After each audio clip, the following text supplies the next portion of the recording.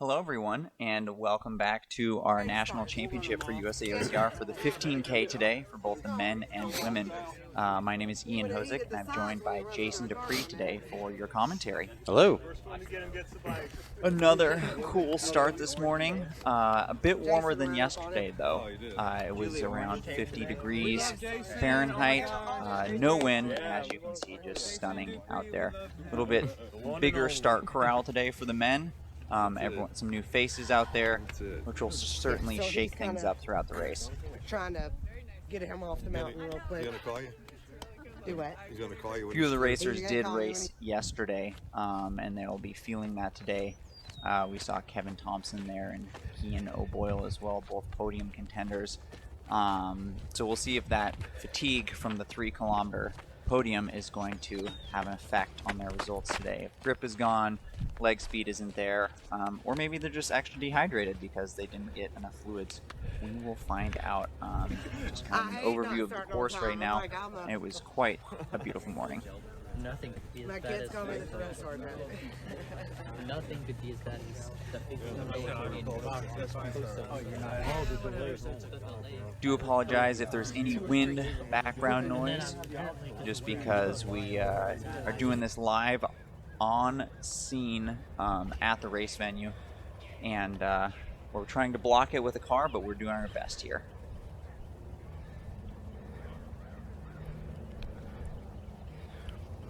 There was a delayed start to this morning's race, unfortunately, because there was a mountain biker on course, which is always tricky when doing in public state parks. But we did get him off course, so the racers didn't blow him off the trail, and they got out there and had a great time. I imagine that was sad to be the guy out there having a good time riding around and then being like, hey man, sorry, you gotta get out of here. Yeah, there was. I do know the city of Dalton, as well as the park, did publish that it was closed, so that's on him. Maybe he just really needed to get his ride in. But being a mountain biker myself, I do know it's not always fun to get kicked off trails due to silly runners and especially obstacle course racers. But there was no other instances after that. And here we have the men's start. It looks like Jonathan Stearns kind of leading the pack. That is pretty typical for Jonathan. Yes, I think that's kind of how he likes to go out in races. And then we have kind of the pack opening up just on this nice running section as they progress into the first wall, and everyone finding a nice, comfortable rhythm.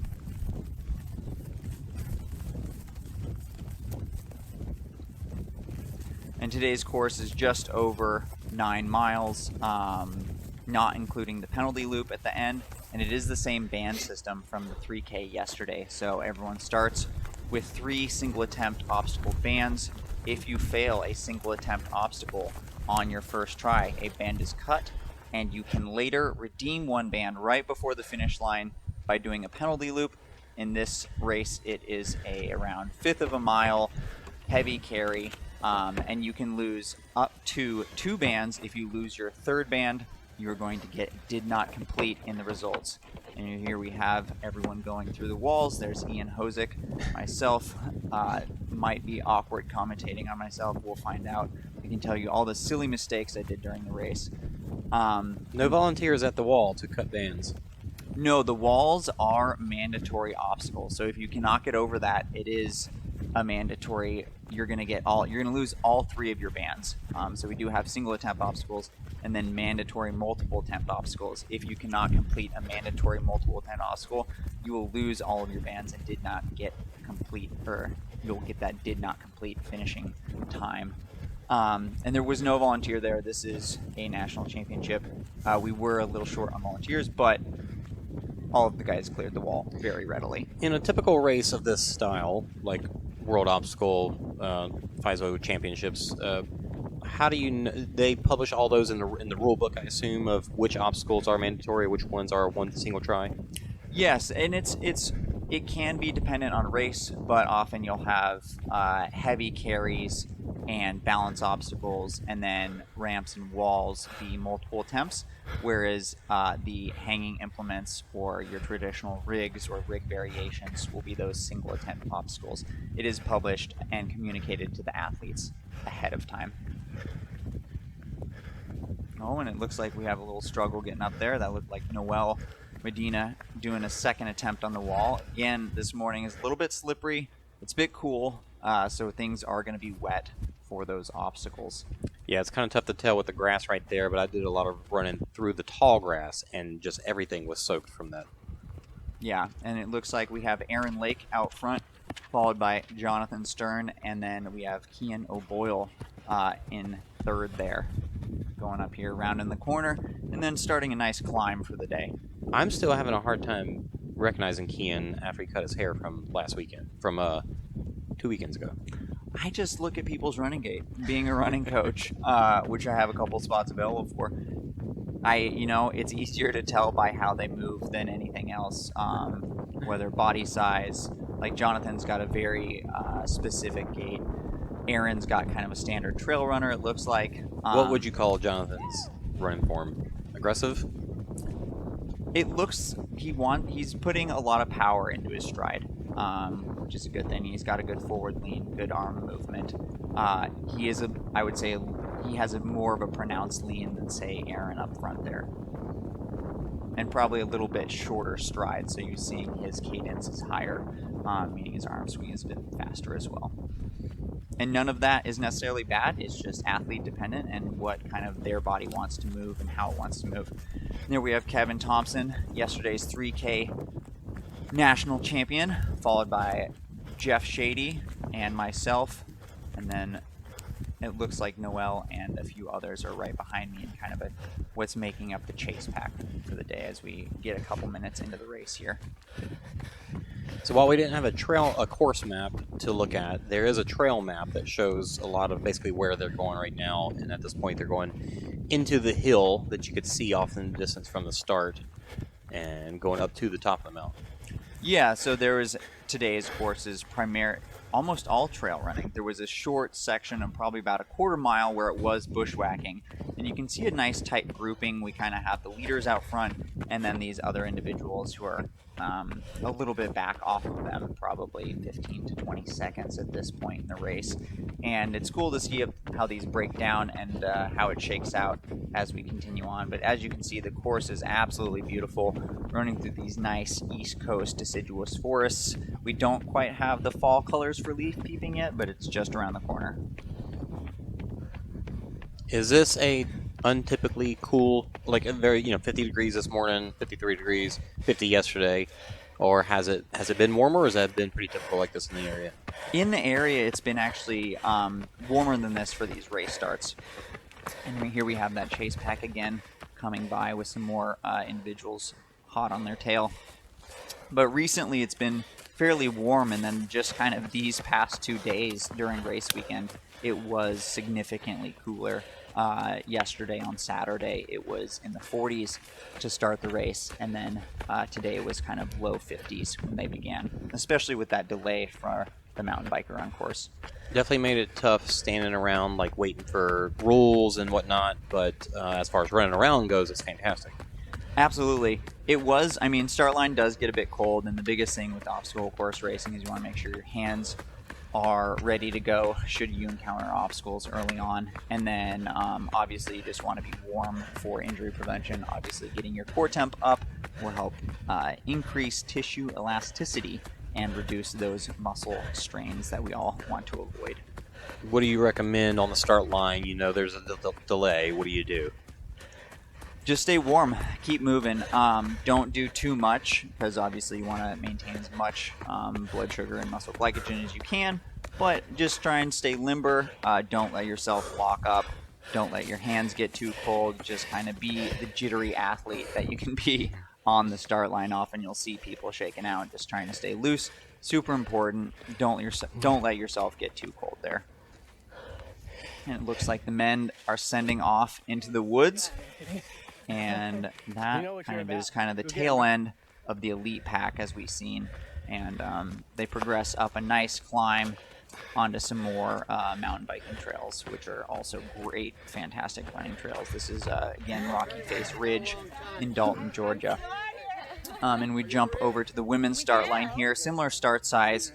We've got yesterday's podium contenders. There's Chris there on the left, Elise Vivian Tran, Rachel Waters, Jess Wong, and Courtney Washington, all getting ready to go.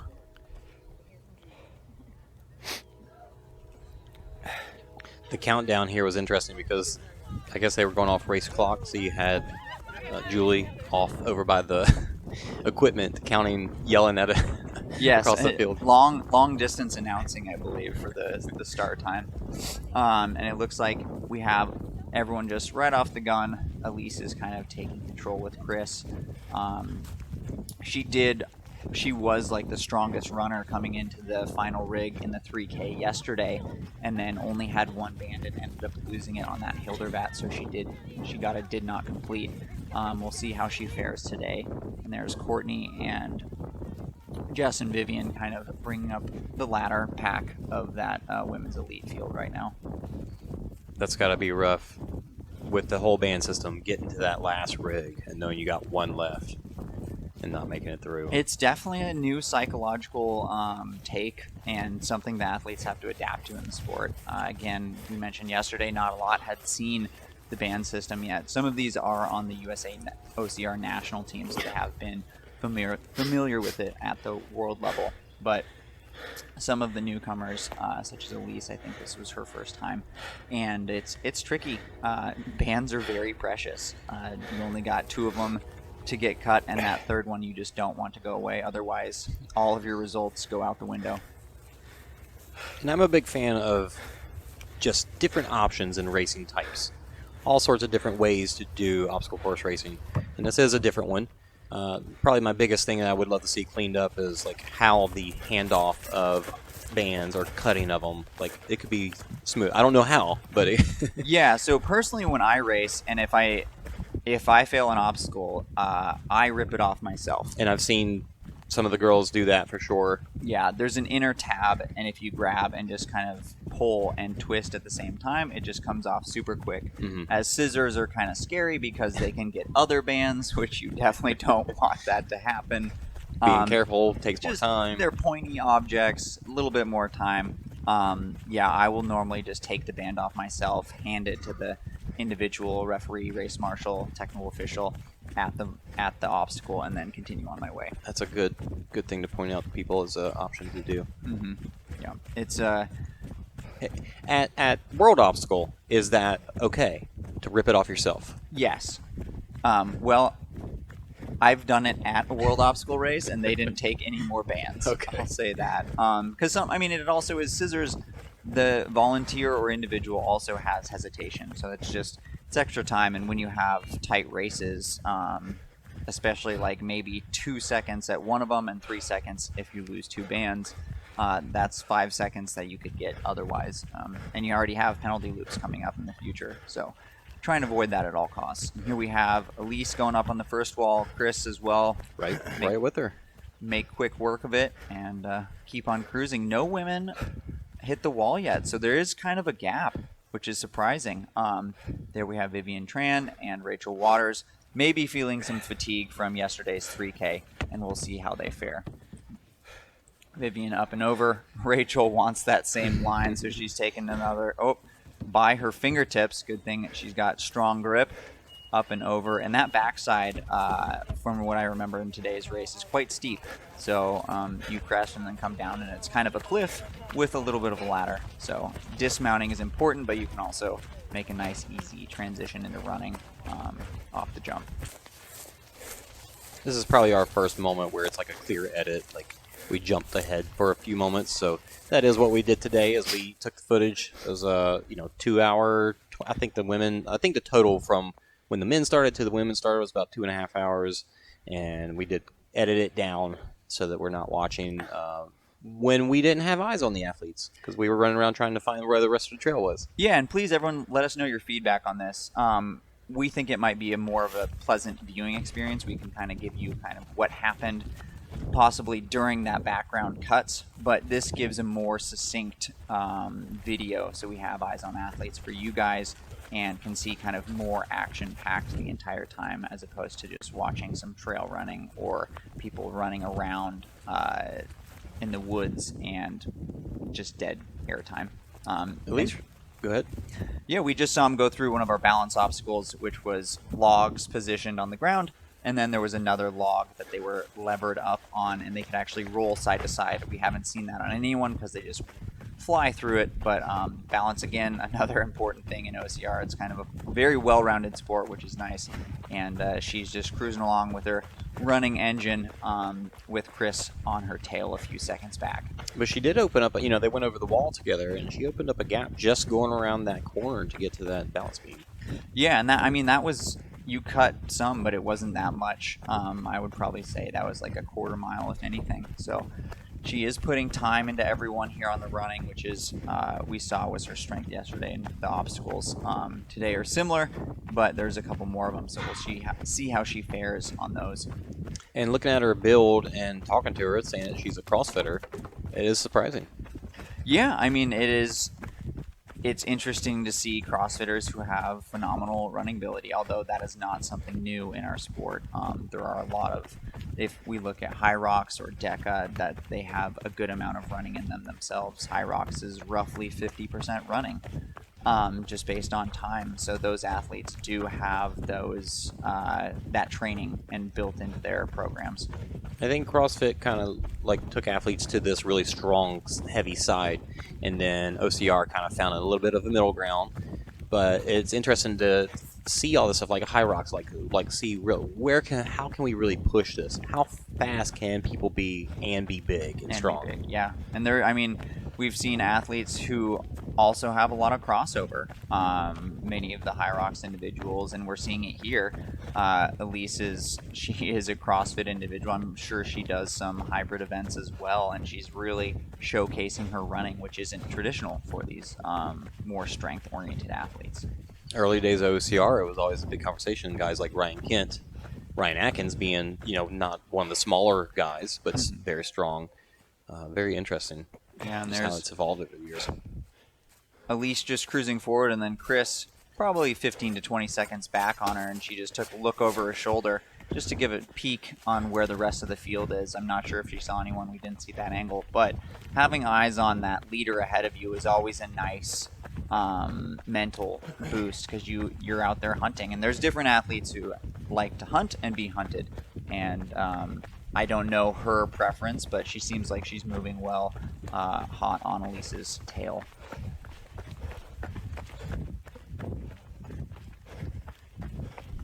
This section here, you got some slight ups and downs, mostly kind of flat. They kind of got through the incline around that corner there, and then this is another slight incline here before they get into the really grindy stuff. Yeah, from here they kind of run through a nice, lovely trail running, rolling trail. It is tricky with it being fall and the East Coast. East Coast is known for their technical rocky terrain, and roots abound, and then you throw some leaves covering on it. There was more than one rolled ankle on today's course, talking with athletes afterwards. And straight up Superman slide. And yeah, we're not going to spoil that. I don't know if we have it on camera, but I don't think so. One of the individuals we're talking about today did take a beef around a corner and get a little dinged up. But that's par for the course in OCR. I mean, you're going hard. It's rocky terrain. Slipping and sliding is part of the game. Here we jump back to Rachel. I think she's in third at this point in time. Yep. And they're coming up to... You can see Chris right there. Oh, there she is. Yeah, she's kind of reeling her in. We hadn't seen that yet. And this is, I believe, the first aid station or water station. See, she pulled out her own flask. Her own flask filling up. That's interesting strategy. Yeah, she comments here that no water for a little ways, so I need to get some. Yeah, no. Then that was communicated to the athletes by our course director with Phoenix Race, that there was kind of a large gap in water availability on course, and that unfortunately was due to Hurricane Helene really limiting the access for side-by-sides and some of our equipment to get back there to get another aid station. But they take this corner and then they kick right on up. It's quite a steep incline, more like an ATV or motocross road with some larger baby head rocks that aren't necessarily the most fun to run on, and then it just gets steep. Courtney, no stopping for water, but she did have 2 flasks in her hydration vest. Yep, exactly. And here's Jess Wong coming in, grabbing some water. Looks like we have a nice stationary cam on this corner. Taking her time, getting some water, heading right on out, back onto the course. Very polite. She was thanking us. Always thank the volunteers and race staff. And jumping back into the men, we got Jonathan Stern out front. This is the backside on some power line trails. Very smooth running. Little bit of up and down, very rolly descents. Some kickers here and there, and not too much loose. And looks like we jump into Aaron. Looks like he's still in second, chasing down Jonathan. Probably 10 to 15 second gap here, which is, he's putting some time on him, but it's still very close, and obviously in OCR that can change in the blink of an eye, especially with the band system and the penalty loops at the very end. Those play a role. And at this point, both men have all of their bands and are cruising right along, so this is their placement if they went into the final penalty loop, and neither of them had lost a band. And at this point, they haven't hit any rigs or anything, right? Like we saw that trek into the woods. They're still not quite to the top where the low rig and the rope climb is. There weren't any other obstacles between here and there, or was there a couple walls maybe? There was some mandatory obstacles. There was kind of a spider crawl, so some of the old school OCR, just OCR in general, will often string wires or elastic string between the trees and create kind of a spider web effect that you got to crawl through and just slow you down and navigate. There was that. There was a couple log hops here and there, just some down trees across the trail that you bounce over, and then there were 3 high walls, so 3 8-foot walls stacked right next to each other, probably 3 feet apart. Go up over the first wall, come down, both feet must touch the ground on the next, before climbing the next wall, and then repeat that 2 more times. Getting some power hiking in, and it's important to note, everyone, even people at the top of the sport do power hike in races. Steep terrain, Aaron taking some time to fuel, which is extremely important, especially in longer races. 3K, not necessary given the duration of it. A 16-minute race, you don't really need to be taking in carbohydrates or water too much, but in a race like the 15-minute. How about this, though? That was Christy, one of our rabbits, just blew past Aaron there. Yeah, I mean, we kudos to the rabbits. We appreciate them being able to get this footage for us. And there's Jonathan cruising right along up front. A little power hiking. Power hiking. His running has really come along this season. Had a good showing in the Seattle Spartan Championships just a few weeks ago as well. There's that big cell tower that we can see off in the distance from here. That's right. And then coming around this corner, there's, I believe, another aid station, and then also our low rig. So we'll see him progress through that here in a minute. Yeah, very thankful for the drivers as well, getting our rabbit up there. Oh, absolutely. And right now we have Jonathan leading. We have Aaron in second, and then kind of making up the chase pack because I was back there watching it happen in my own misery. We have Kevin Thompson, Noel Medina, and Kian O'Boyle. Not necessarily in that order. I think it was Noel and Kevin were running together. Kian was ahead of me, and I was back in 6th. And that was making up kind of the front lead pack. And then behind me was Jeff Shady and another individual. Did anyone bring the low rig, or was that a Phoenix Race obstacle? The low rig was brought by Bear Crawl OCR, so big shout out to the races who brought obstacles for this weekend's national championship. It was fantastic. And there we had a quick cut. Just some more power hiking actually is what happened, so we don't need to see that. It's not nearly as exciting. But yeah, so we had Bear Crawl OCR, Hildervat came and donated a rig we'll see later. We had Mythic Race donate a rig. As well as Warrior Tech donated what we were talking about yesterday as the band cutter. We nicknamed it Hedge Cutter, just to have a little play on words with the sheer type grips that it had, which we'll see come into play later, as it was still quite a challenging obstacle even in today's 15K. This is cool having the rope climb at the top of the mountain here because you get even higher and then get an even better view. Tippy top. It's important. I mean, not always, but you got to take a peek up there. Today when I got up there, I had to take a quick look around and just take in the view because it's pretty spectacular. And it was fun that they put it at the most elevated point in the race, and then you just get that little extra boost of 17 feet. And Jonathan cruised right out. Looks like he has a solid lead right now over Aaron Lake. So was this kind of a out and back up to the rope climb? Yes, this was the only time on course where you saw kind of was an out and back. So no overlap, but from the low rig you go up, and then right after the low rig coming down is a turn, but you went right up the gravel road up to this rope climb, descended that gravel road, and then took a hard left as you descended. No feet. No feet. That's one method. It is quick, but it does burn a little extra energy. So if you got the upper body for it, it can be great, and it's not necessarily technique based. And there we have Noel Medina in third, and Kevin Thompson running up on his tail in fourth. Yeah, you can see the signs there. Stay left, stay right. Yes, and it was indicated stay left, so you aren't barreling down into any of the other racers that are coming up the hill up to the rope climb.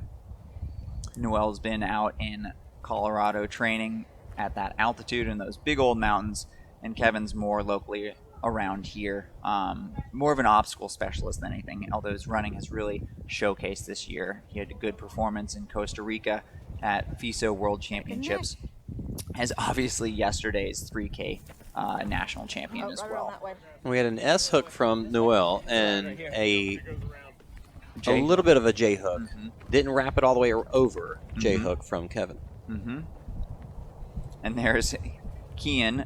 He looks like he ran up the wrong way and right back down. Otherwise, that would have been very impressive that he caught them so quickly on that obstacle. But running around the side, and then this is our, I believe, 5th place right now. Again, no feet. Wow. That's definitely one way to go.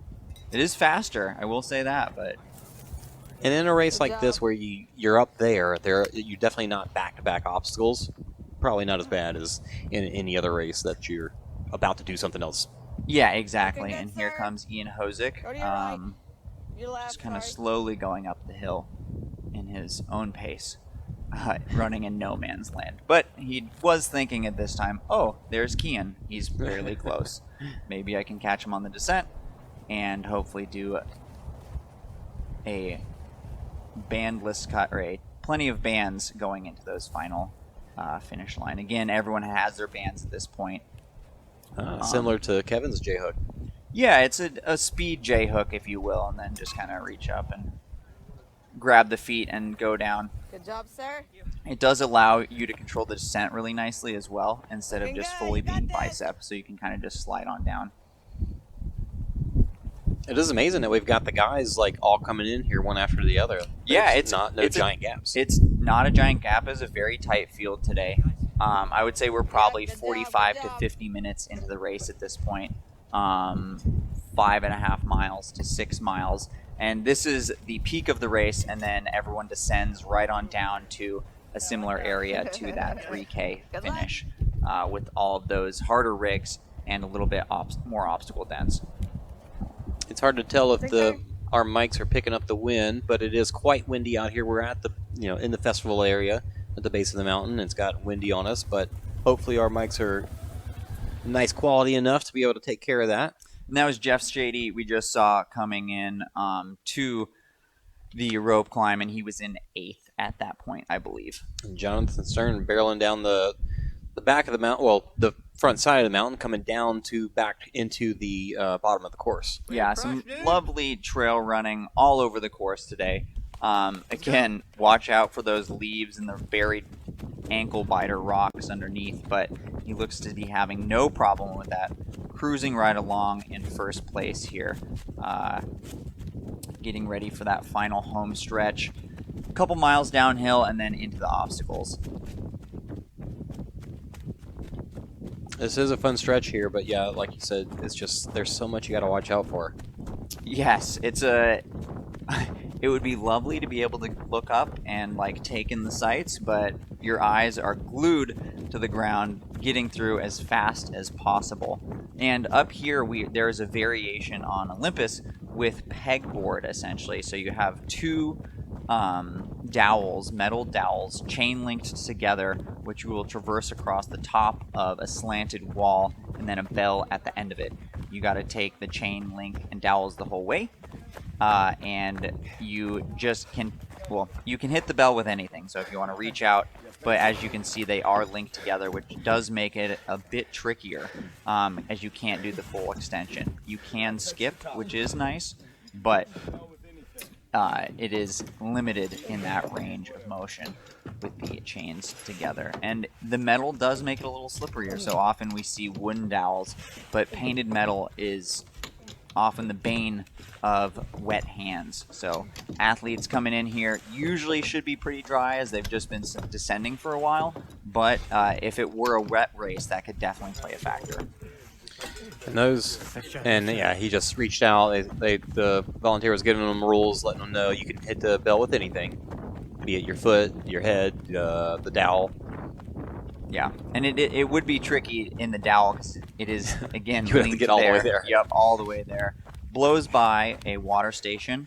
It is getting a little bit warmer at this point. The sun is up, but thankfully everyone's in the trees and staying fairly cool in the shade, which is nice. And here we cut to a camera further down the race. He's coming more into the lower venue area, and just this was the only bushwhacking on course, so there was a little bit like quarter-mile section. Undergrowth. Thankfully, there were no trippy vines, which can be often in the East Coast and just snag you up, and then you face plant into a log, which is never a good time. That was a great spot, though, bombing down that section. Very, very, just nasty. Yeah, little more fun than normal. Here we have Aaron going through very methodically, and Noel right behind him, looking for Looking for the dowels. the dowels. Oh, no, he's actually looking to go on the same side. Oh, he found it. He's good. We saw a bell kick there from Aaron, and then we jump over to the obstacle, which is called Ragnarok, which Mythic Race brought down. It's quite fun.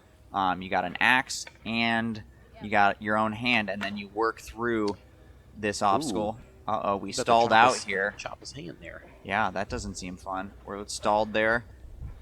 You always want to keep two hands on implements if possible, just so you can get that swing. Notice he is using the large side of the axe, and it makes it look like he's having trouble getting it out of the ring. Yeah, it can be tricky on that side. It is a little bit longer.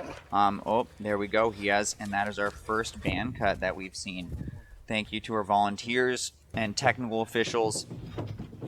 Amazing job today, coming out and helping support the event. Noel didn't take that long on this obstacle. We did kind of to be able to show both. That was happening simultaneously, guys. He was up there for forever. No, You're getting a treat here. Way to go. Barely got it. and they were told to leave the pegs afterwards. Good job. Mm-hmm. Don't need to get them down. It is quite challenging as the pegs can leverage themselves in there. And there was a cut right there. Kian was probably about a minute back off these guys going through. He's just working his way. He really leaned into it before he got off that block. The starting, we haven't seen a cross yet. And then a hand switch. Well, I think Kevin did some of that crossover. I don't know if he did this hand switching, though, which is, very interesting. Yeah, and there's Ian Hosick in the background starting as well. Oh, reached out and got it. Great hand kick, or foot kick. Bell kick. Bell kick, yes. And here we have Jonathan coming into the Atlas carry out and around that cone and then back. That was also donated by Bear Crawl OCR, so big shout out to them. Much lengthier Atlas carry than you see in a Spartan race, that's for sure. Yeah, it wasn't too bad. It was about the same weight. It was 95 for the men and then 65 for the women. At this point in time, I had realized you can skip one on the left hand, which was very nice, versus just going peg by peg. You stayed very high. I see that now that everyone, just a nice little tap, and there we go. Jonathan completes it and is out onto the home stretch of the course. From here, we have the hedge cutter obstacle from Warrior Tech Ninja, and then we have the Mount Fike from Phoenix Race into Dig Deep, which is that med ball throw we saw yesterday, played a little bit of a factor in the 3K men's race, not so much the women's race. And then we go into Hildervat and the penalty loop, and it should be an exciting finish as we see that Jonathan has lost a band on Ragnarok, so he is at a disadvantage, and we'll see how he fares here with Hedge Cutter. I don't think I'm pretty sure Aaron is further along. Like, he's not at the last obstacle, the previous obstacle, so we won't see if he got through it or not. I don't think. Okay. Yes, and I will say that Aaron, if we don't see it, Aaron does get through the Ragnarok with Mythic, to let you guys know there, as well as Kevin. And I believe Noel did fail it, unfortunately, which I don't know if we'll see given where our rabbits are right now. Jumping out to the ring, grabs the rope, see if he can get that swing going. Oh no, it's a little slippery today with those wet hands. Ooh. Oh, missed it. There is Jonathan's second band cut. And that was a quick band cut. That guy was an expert with scissors. Thank you, Volunteer, for being ready for that. Very little time wasted. And back up on Pegboard Olympus. You can touch the bell with your foot, hand, head, whatever. How about this obstacle? Was this a Phoenix Race obstacle? I don't know. I need to ask the race director that. Fantastic obstacle. Yeah, it's a so cool one. if it is Phoenix Race or if it is another race brand I didn't call out, I apologize, but fantastic obstacle. And then as we just jump into Jonathan going up a different variant, which is Mount Fike, a slant wall pegboard. So a little bit more friction as we spoke about yesterday, but it also does put you in. It doesn't seat the pegs quite as easily, and there we saw that he learned he can skip them as well and kind of progress right on up. We got racers in the back there. It looks like that's Aaron, and then either Kevin or Noel getting right to Hedge Cutter. This is very similar to an old Tough Mudder obstacle. I could blank on the name of it. I feel like skid marked, but I don't think that's right. But they didn't have the chains connecting the dowels. Yeah. I think the chains is a nice thing because it does limit how fast you can do it. It is frustrating when you do it and you want to reach further, but it kind of gives away kind of the wingspan advantage that you see in a lot of obstacles. Kevin Thompson having quite the ape index himself. Yeah, it kind of forces everybody on the same level. Yeah. Here's Jonathan coming in to the final stretch, and there's Kian and then Ian. That's fun to say, Kian and Ian, right next to each other at the Atlas carry. What was the weights on these balls? This is a 25-pound dead ball, and you got to throw it up and over the 9 foot, and it Quite high. quite high. Not quite basketball height, but there we go, up and over on one. It's doing like a sideways throw. Yeah, that's an interesting technique. Definitely cutting into his time here, but making sure he gets it as extra attempts isn't that fun. And there's Aaron getting there. Ooh, this was a big time suck for Jonathan, unfortunately. Aaron has really made up that time, and he's only one ball toss behind. And Jonathan does still Jonathan's- have 2 penalty loops he has to do. That's right, that's if right. he makes it through the last rig.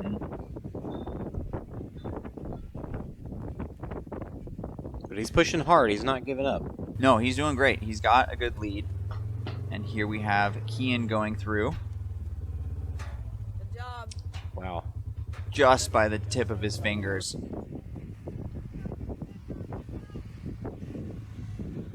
And I will let everyone know that at this point in time, Aaron has not lost a band. Neither has Kevin Thompson.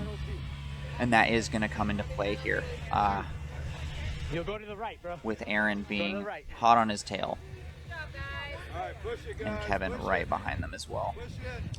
Makes you wonder if You got this. Aaron Remember, knows. mental. Obviously, you can try and peek at their wrist. Yeah, I hadn't thought of that aspect yet. Maybe, but usually you're just racing and you can think and there's only so much you can do. Is there anything in the World Obstacle rulebook about, I don't know, getting information from spectators about who's got what number of bands, that kind of You stuff? are allowed to ask. I First three don't males. know specifics And if the last they should ring. tell you though. If you're allowed to ask. then I that's feel good. like if spectators can. First place, There he folks. goes. Straight 15K across. champ. And there it is. With no Here comes penalty Kevin bans Thompson. or lost bans for the penalties, that is your 15K national champion. Kevin for going with no 24. feet. Yep, Kevin kicking it with those long legs. Seems like he jogs that out and knows that Jonathan has lost a band or two. Elbow tap. Elbow tap. Jonathan going onto the penalty loop. So that was quite an exciting finish with all three of them being neck and neck, and then the penalty loops taking quite a lot. And Jonathan with 2 penalties he's got to do. So Two, yeah. So that's going to definitely eat into some time. And as we saw earlier, this is pretty darn close. Noel over here at Dig Deep trying to throw it. I missed that throw. While Jonathan is doing the penalty loop. This is all time stamped together, so we might jump around between them. And as we saw, Kian coming in 5th right there to where Noel was, and they are going to go back right next to each other and go for this Dig Deep obstacle. Up and over, Must have been the up and second one. over. Noel is out.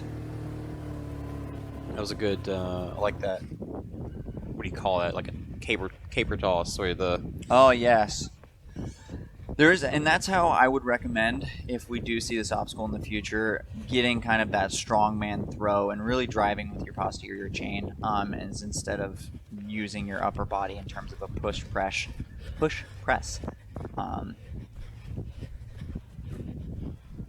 So Jonathan can see them coming in, knowing that he's got one more loop to do. One more loop, and who knows? I believe Noel has lost at least one band at this point. I can't remember if it's 2. And then Kian, I actually don't. We've seen him. He did complete Hedge Cutter, but I don't know if he fell off Ragnarok from Mythic Race. Oh, as I remember, he did, because I came through and his axe was right in the middle. So I was aware of it at this point in the race. I can see 2 bands on Noel's wrist, Yep. and it does look like 2 on Kian's. Kian making some moves here. They still got a loop to do. Oh, Noel getting stuck there. Maybe didn't feel confident in his grip at this point. Yeah, it is pretty taxed at this point, being it's the last rig of the race. It's not one you want to fail, and you can see he did only fail, most likely, Hedge Cutter. Looks like Jonathan's coming back around on the left there. Oh, going the wrong way. Yeah. Well, if he wants to grab 4th, he's going to have to really push hard here. Yeah, We got 3 in the penalty that's a loop. big gap to make up for a heavy carry, but you never know. It is the end of the race. Athletes love to dig deep. Here's Jonathan finishing his 2nd loop, grabbing his 2 bands to make up 3, coming across the line in 3rd. And that rounds out our men's 15K elite podium for 2024 with USAOCR National Championship. Jonathan always with some of the most expressive Ah, yes. finishes. And here is Ian Hosick coming in fatigued, disappointed that he lost a band on Hedge Cutter because he punched the ring instead of actually grabbing it right before the bell. But Oh, the last ring. the last ring, yeah, all the hard part was done. Just grabbing the ring seemed to be extra challenging. Noel finishing in 5th, most likely. Good job. Oh no! What? So there was, maybe Kian had to do 2 loops. Or Noel just crushed the carry. Wow. So yeah, Noel absolutely dominated that carry. Holy cow! You know, he did destroy some guys at OCRWC on the carry. That was phenomenal. Wow. I And gotta go talk to him about that later. that was a great carry. Yeah. Kian misses that 4th place finish with that final penalty loop, and Ian Hosick just finishing it out.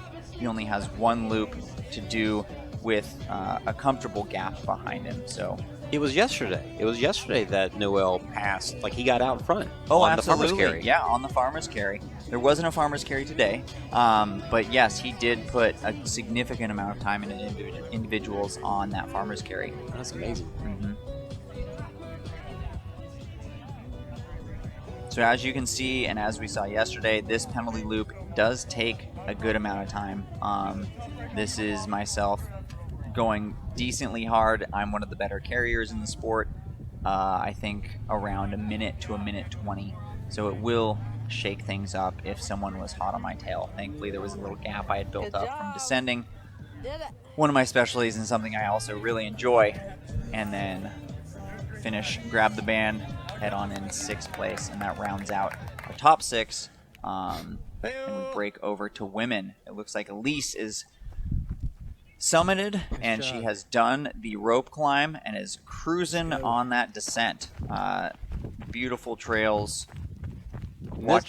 This is mostly real time that the guys finished there, and this is where the women were at that point in time. Oh, very cool. That's 15-minute later start. That's very fun to see.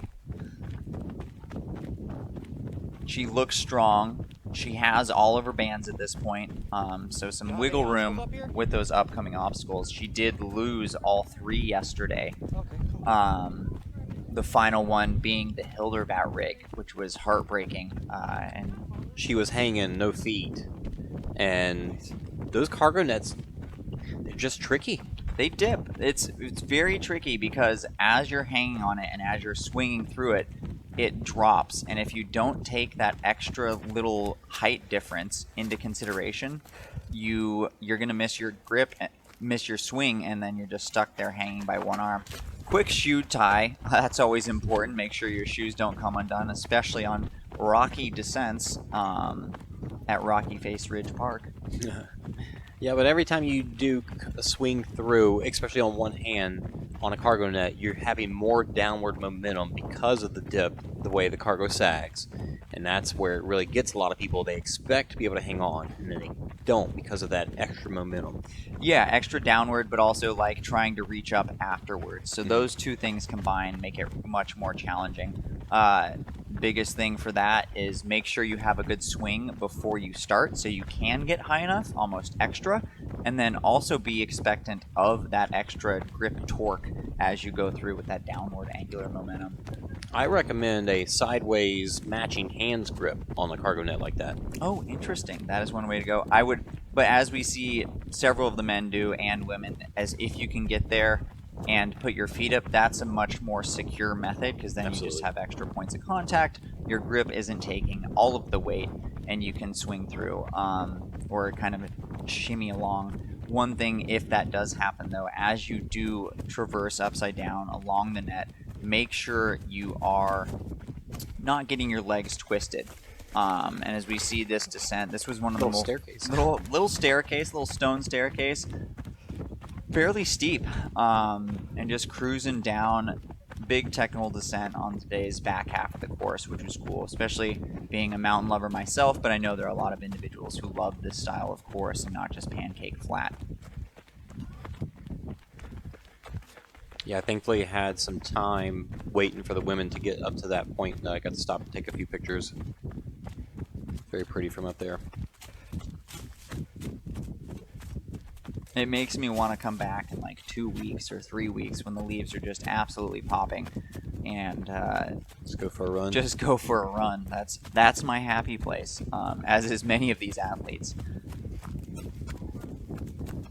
Elise has a solid lead right now, kind of just running by herself out front, which can be hard, but if you've been in this situation before, you know you got to keep the pedal down and just keep on cruising, especially if you're expecting to lose a band or two on those obstacles you were struggling with yesterday, as those penalty loops can be quite the big time suck.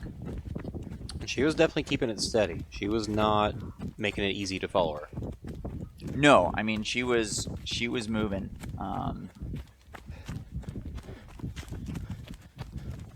And even more impressive given the technical terrain, and it may look smooth and nice and not that bad, but there are rocks hidden everywhere.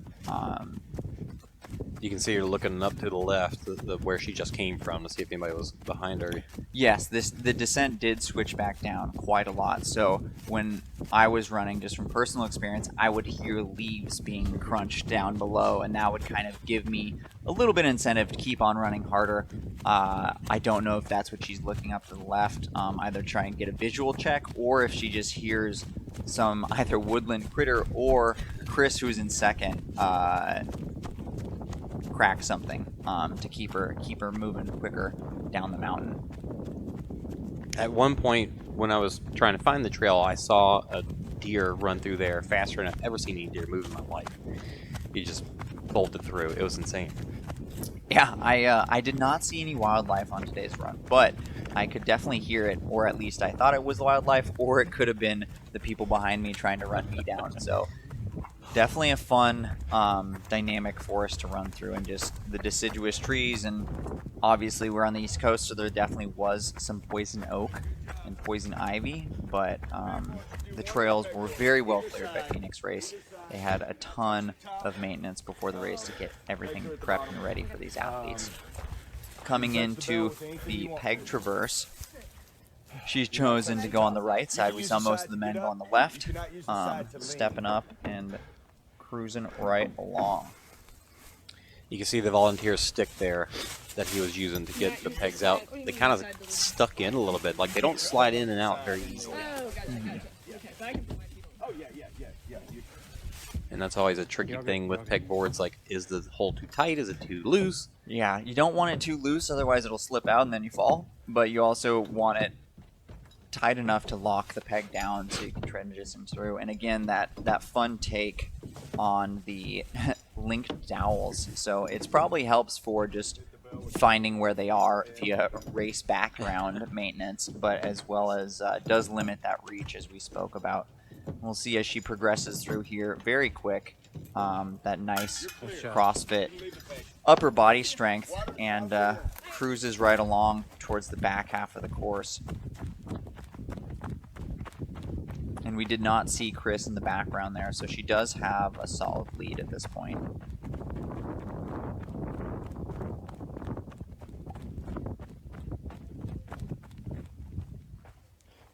Last water station? I believe this is the last water station. But race brain, I might be completely wrong.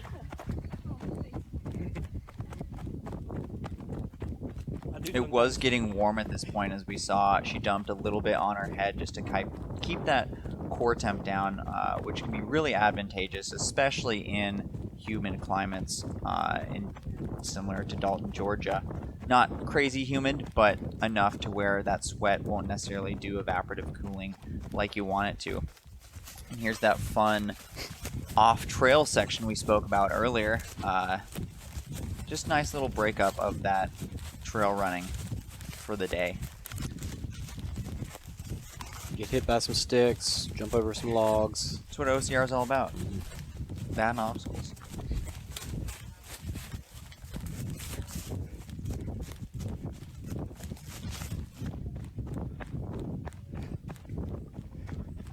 And this is moving into basically the last, gauntlet of obstacles. The couple rigs. That's right, and that's where we did see her struggle yesterday. So we'll see how she fares today as she comes into Mythic Ragnarok with the axes. Yes. Nice transition between our rabbits, volunteers giving direction on obstacle completion. And Elise taking a little bit of extra time. She knows she's got some leeway here. She's going to make sure she gives it her best attempt to get through and ring that bell and keep that band for later. How heavy are those axes? Not crazy heavy. They are wooden with a grip tape wrapped around the middle, so the middle does have a little bit of extra grip. However, I found that my favorite method when progressing through was to turn the axe inverted and use the little candy cane hook, and then grab the axe blade. Oh, quite the spill there. Looks like she's okay. Ripped the band off herself, as we talked about earlier. Fastest way to do it, and she's off. But thankfully, and that may have been the spill that she was showcasing later. She did have a little bit of a raspberry on her leg. Did the axe come down with her? Or did she land on it?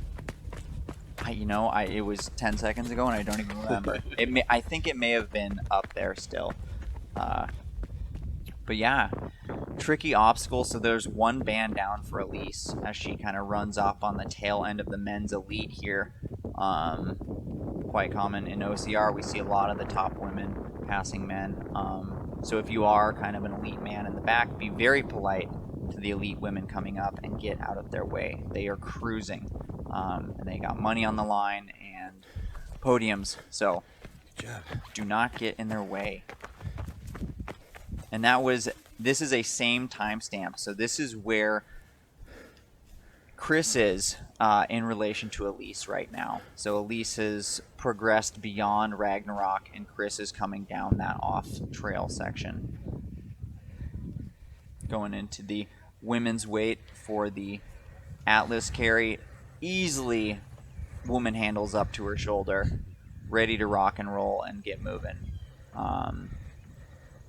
Getting it up to your shoulder can be advantageous because it does allow you to have more of an open diaphragm and just open front thoracic area, so breathing, but it does take a little bit more power to get it high, whereas I will sometimes just go into the standard front rack position, kind of over my stomach, and you can move similar speeds, but I may not have the power that some of these more strength-oriented athletes do. With that extra length on the carry, I would say the shoulder, I could see why it would help a lot more too. Like taking that extra moment to get it up there could save the time on the running. And one of the nice things today is it is dry, so there's not mud, and often you can see Atlas balls coated in mud, which can be an absolute nightmare for grip, but they also aren't painted, or the paint at least has worn off, and that really helps with grip and getting it up to either your shoulder or just keeping hold of it to make sure you have it. Here we have Chris going through on Ragnarok from Mythic Race. Kind of see a lot of this where she had a great transition from the first one, where she gets two hands on the axe, and then she gets into this kind of like awkward pulling the axe out, but can't quite swing around smoothly to get it into the next hold. Yeah. Oh. Spill there, and it looks like there's a band cut for Chris, and then we have Rachel Waters just hot on her tail. That was a pretty hard call. There we go. That was her first one. That was her first one.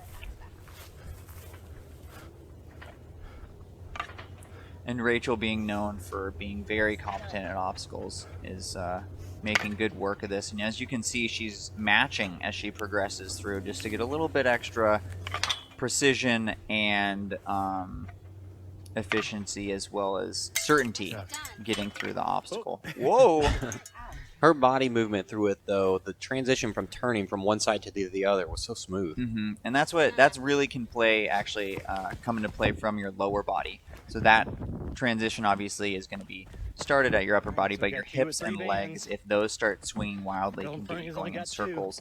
And we did see that kind of earlier in the race with some of the men, as well as Elise and Chris. They did have a little bit of wild, and that can lead to band cuts, which no one wants.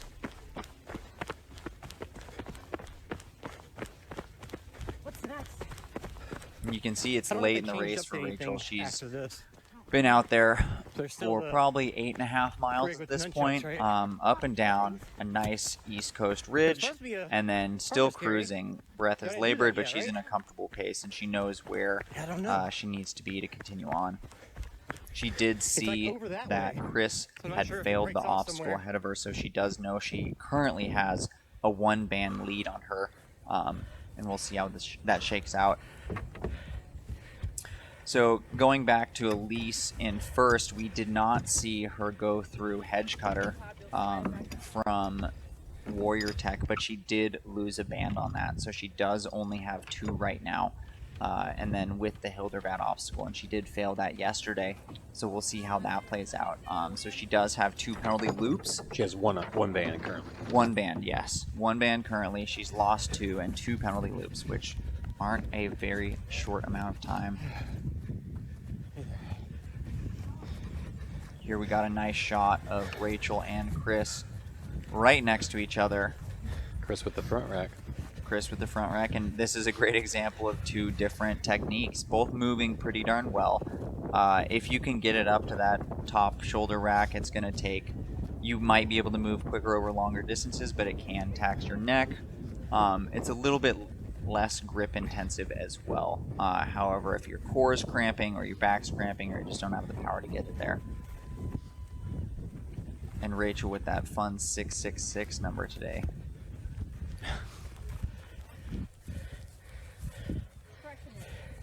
Up and over 2 times, multiple attempts. Elise coming in to dig deep, and the med ball toss, or dead ball I should say. Oh, easy peasy. Wall ball style. Oh yeah, At least I was serious. easy work for her. There's that CrossFit and most likely High Rocks background coming into play.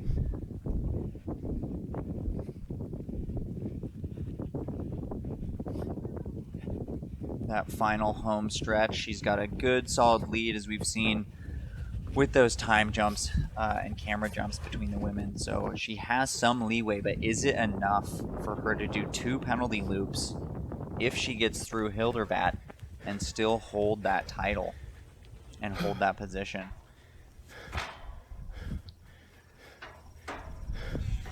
Chris going through here.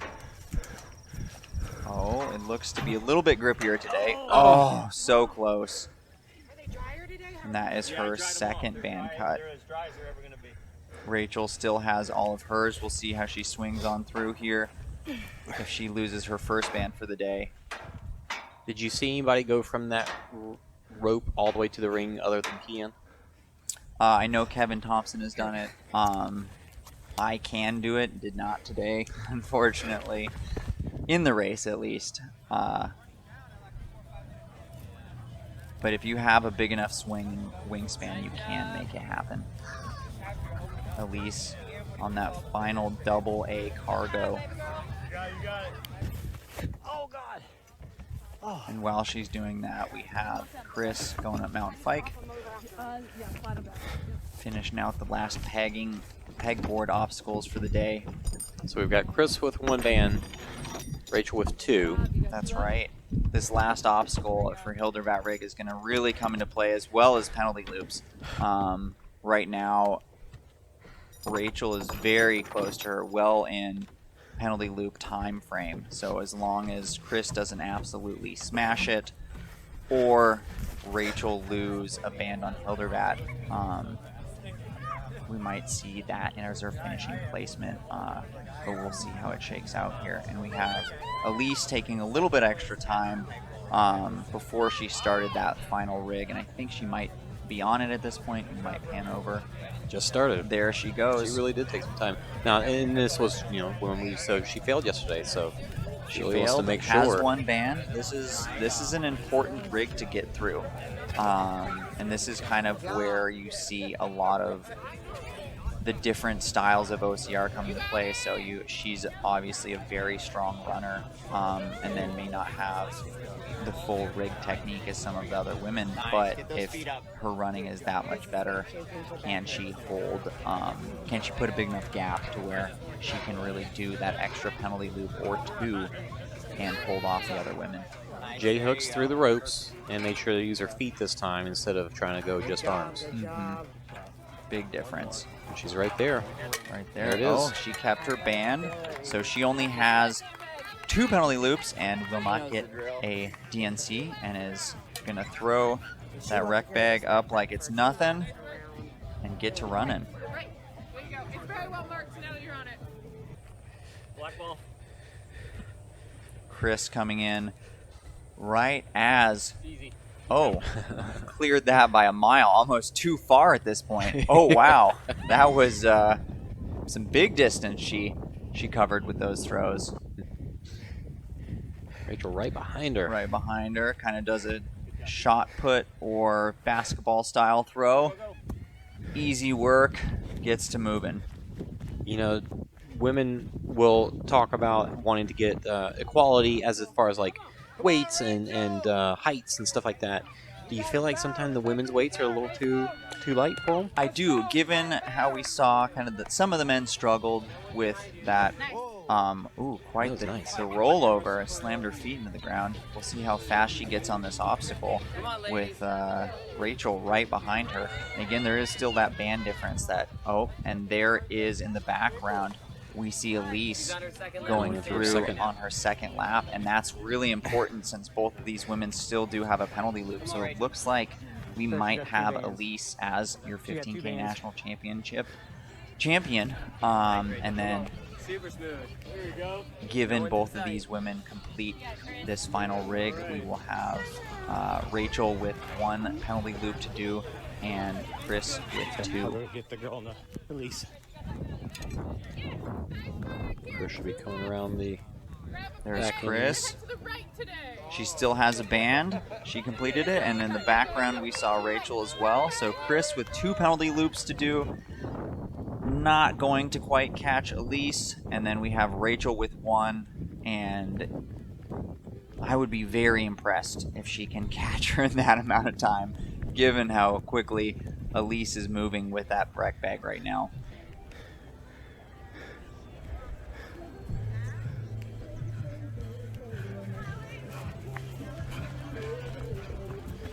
That final grind, leave everything you have out there at this point. This is for taking home the win.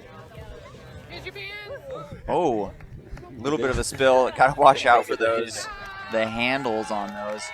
And there we go. We have Elise Okay, can I get a picture of your number and your band? Swafford. Swafford taking home the win for today's 15K National Championship out here in Dalton, Georgia, with Amazing. USAOCR and Phoenix race. Amazing revenge on the race from yesterday. Yes, and she had come in first into that final rig and didn't get it, so that's a really good redemption story to come out for day 2 and take the overall win. And we got Rachel here hot on Chris's tail, but again, there is that extra lap that Chris has to do that is just so it makes the end of these races quite exciting with these the band system here, and a lot of positive feedback and also some constructive criticism, which we're still working through everything, and we'd love to hear that feedback from everyone in the community. Between you guys and other World Obstacle and other communities that are doing this similar type of system, is there a distance or a weight for the carry that's set yet? There is not, and it can be based. Are you talking about for the penalty loop? Yep. And it's not always a heavy carry. It could be a run, it can be a crawl, it will be a penalty, and it will be a loop. So you can repeat it multiple times, but it won't be another obstacle or like a single attempt thing that is available. There is not a set distance or weight right now, and it also can depend on kind of what obstacles are in the course. If there are some longer ones that people are having a higher consistency of failing, you want to make sure that the penalty loop is around that or equivalent. But also it does come into strategy if you can check out the penalty loop ahead of time and you know there's a very, very long obstacle and you have an honest attempt on it, it might be more advantageous to not necessarily do that obstacle that does take a ton of time. So probably see it continue to evolve at this point. Yeah, it's still early stages. This is kind of the general system that will be in the framework we'll be working within, especially as World Obstacle has it set. And we do try and follow their guidelines. However, we do want to listen to the community and have input where we get it and shift and make the best sport possible. McClinic. And we'll jump Elise in McClinic, over first to place here at the with USAOCR Elise's first place National Championships, 15K. How you feel? Good, good. I'm really happy with how my legs felt today. I did not complete yesterday because I lost all 3 wristbands, so I had to redeem myself a little bit. So what was the difference today that let you keep the bands? Really just visualization. Sun out your eyes. So I was, not that it helped me because I was trying to, I really wanted to get the one with the axe or tomahawk, but failed that one.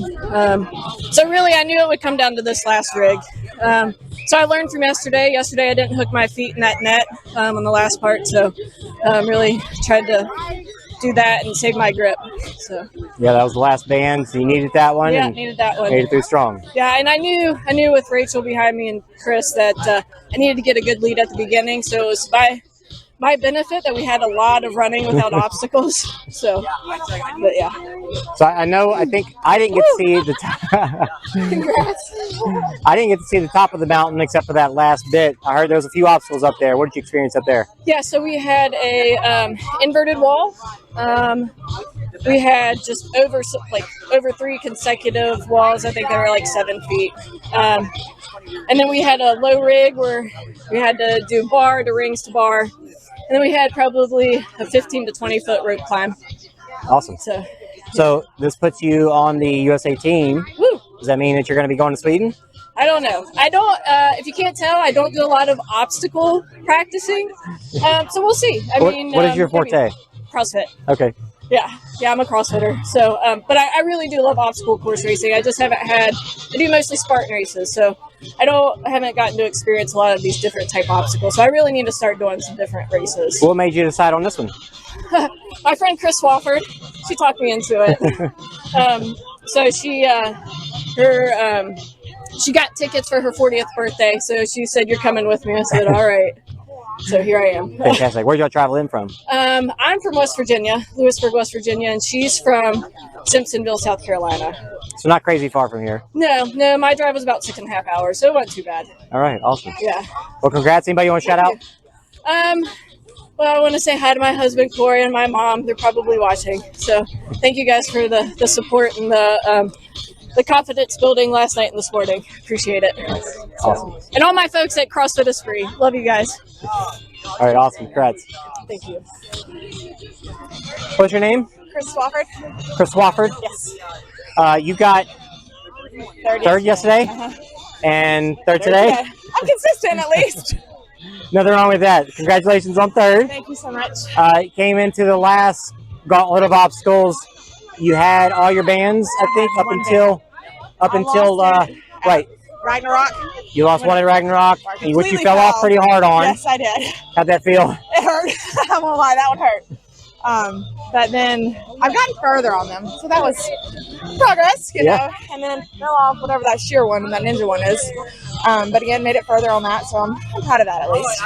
So. And Rachel came right behind you into the Hildervaart rig with 2 bands. Yes. And beat you on the back area. Yes, I knew I wasn't gonna lap her by no means. So, but we all raced well. I'm really proud of Elise.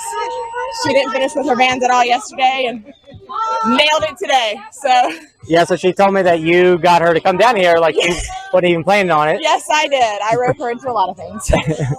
She's my adventure buddy. So. Anything else on the course that notable happened that I didn't see? No. I lost my shoes. And one of the low rig up there, where it's the bar and 2 rings, I decided to use my feet, and I have very big feet and shouldn't have done that. I literally had to take my shoes off in the middle of it and finish, put my shoes on, and then take it off again. So, lesson learned, don't do that.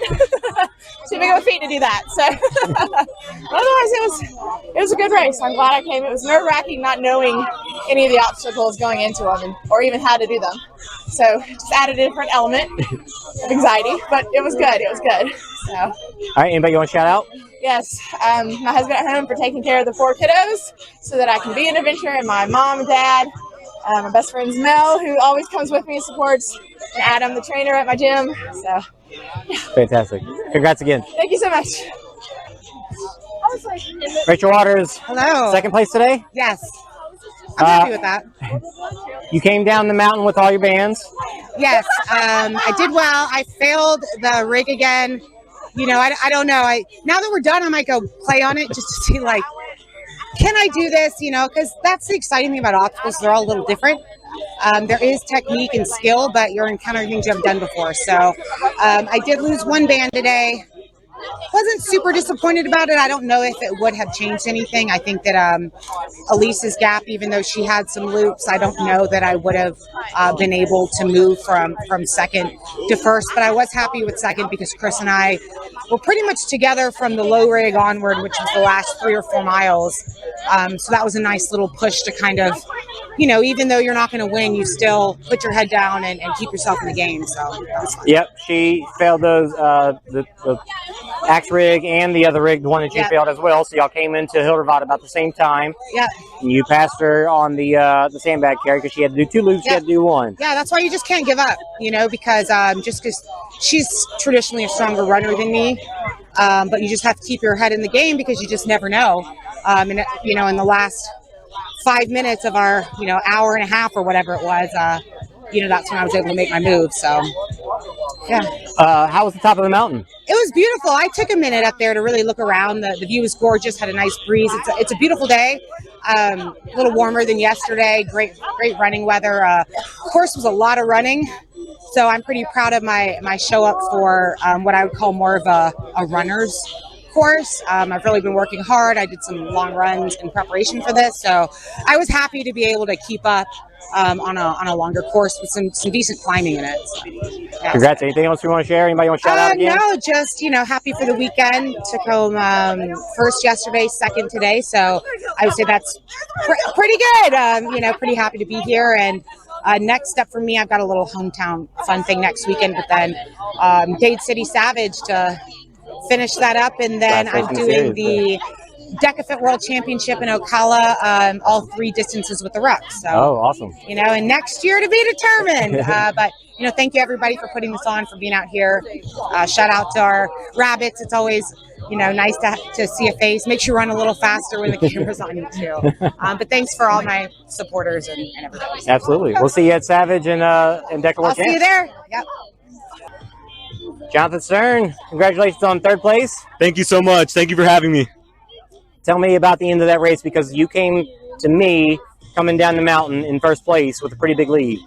Yeah, absolutely. And it's one of those things where in obstacle course racing, you realize anything can happen. And, we didn't know exactly what the obstacles would be like before the race started, but, you just got to go in there. You always got to use your skills in the best way possible and improvise. And when I got to the axe, it was one of those things where the shape of the object made it very difficult, and I was kind of struggling getting the axe out of the ring. And that's where I was like, okay,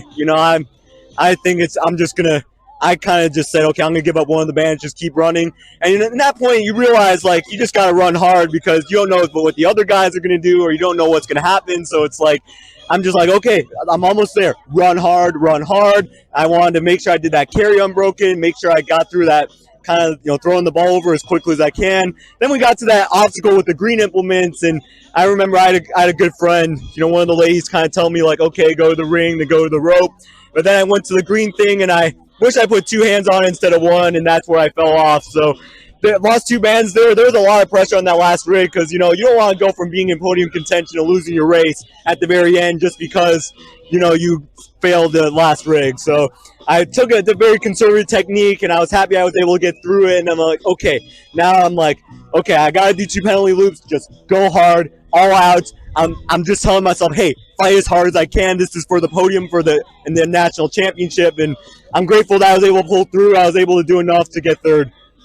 You're wearing your USAOCR kit. You went to Costa Rica, right? I did. It was so much fun. Are you planning on hoping to go to Sweden next year? I'm definitely planning on it. This is what I love, and this is what I want to continue to go along with. Fantastic. You look great out there. I mean, you killed it on that downhill. You looked awesome. Congrats on 3rd. Anybody you want to shout out? I just want to shout out, my family, my parents have been incredibly supportive, relatives, sister, everyone. I also want to shout out my community in Houston.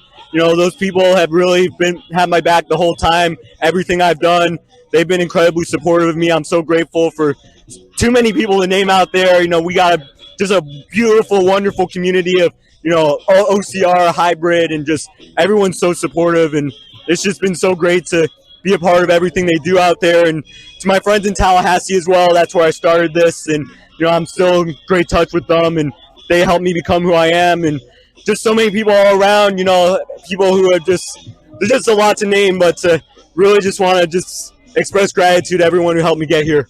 Awesome. Congrats, John. Thank you. Thank you. Kevin Thompson, second place today, first place yesterday. How you feeling? Good. It was a fun race today. There's really fun trails out there in the mountains. Yeah, I like those trails. It was more of a trail race than an obstacle course race a little bit, but that's fine. It was fun.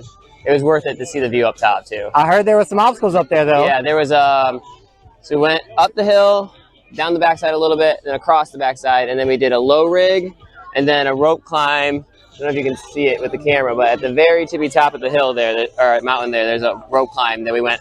It's a big rope climb, probably 20 feet up, like at the very top of the mountain too. So you get to climb up and then kind of look everywhere. Oh, wow. So that was really cool. And then you bombed down the mountain. Jonathan Stern came in first towards that peg board. Yeah. He had a pretty good gap on you guys.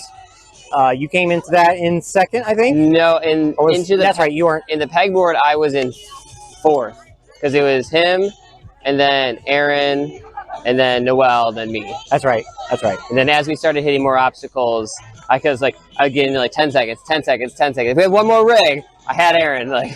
Because me, Josh Stern, and then Aaron were all on this final rig at the same time together. Oh, wow. And I didn't know Josh had already failed an obstacle, so I was trying to go through as quickly as possible to pass him. The pegboard was pretty neat. Yeah, I liked it. You had a good technique. I saw the first few guys coming over just like side to side.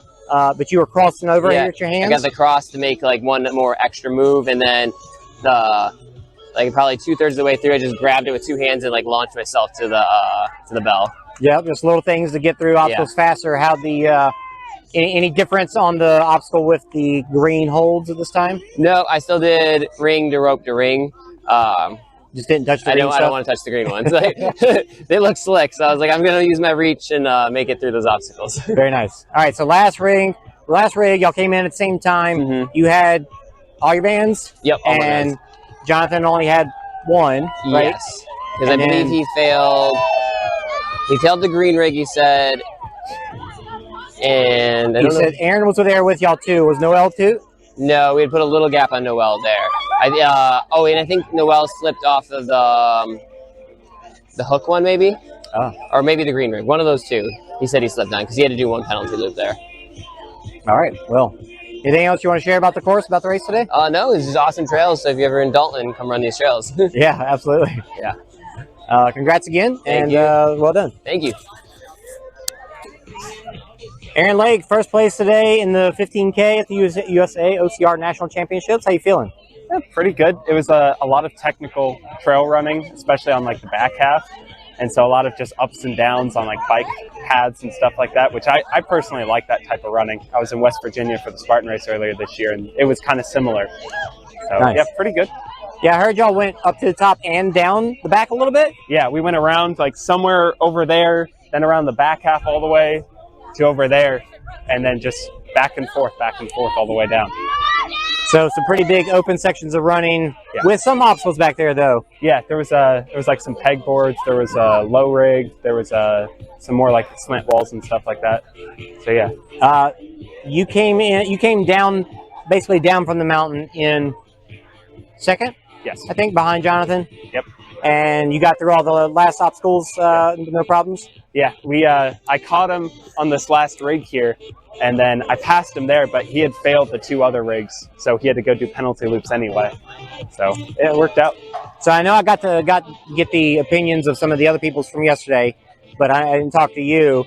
How do you feel about the band system going into a rig like that, not knowing if they're actually ahead of you or not? Tell me your thoughts on it. I mean, personally, I prefer the single band system where it's mandatory, where just because I've done OCRWC, and when you go through and then hey, this is my placement, this is where I'm at with everyone. If they fail, then they have to just keep doing it until they get it. I like it because it gives you the chance that if you do happen to slip, say it's wet and you didn't know that, it gives you the chance to be able to redo it. And also, yeah, you know where you are at the race at all times. Have you done OCR World Champions before? Yeah, I did it in 21 and 22. In Stratton? Yes. Fantastic. Yeah. What else? What else is coming up for you next? It's a little unclear. I don't have necessarily set plans for next year. It'll just kind of be whatever I think is available. I've looked at a couple of different things, like some of the Spartan Cincy course or maybe Trifecta Worlds. Now Sweden potentially too. Yeah. And maybe War X. So we'll see. Yeah, War X is a cool one. Yeah, I was out there this year. Oh, you were? Yeah. Oh, okay. I ran with you. Was it? Yeah. Trying to think. So much. Sorry, I don't remember. Yeah, no, that's all No, good. you were in that group, that pack of us, right? With Kevin and Neil? Yep. Yeah, okay, I remember now. Yeah. Anybody you want to shout out? I mean, I came here with Cameron James, so we stayed in Airbnb together. And so, yeah, him. And then I was also down here with my wife, Alyssa. So, yeah. Fantastic. Congrats. Thank you. Thank you.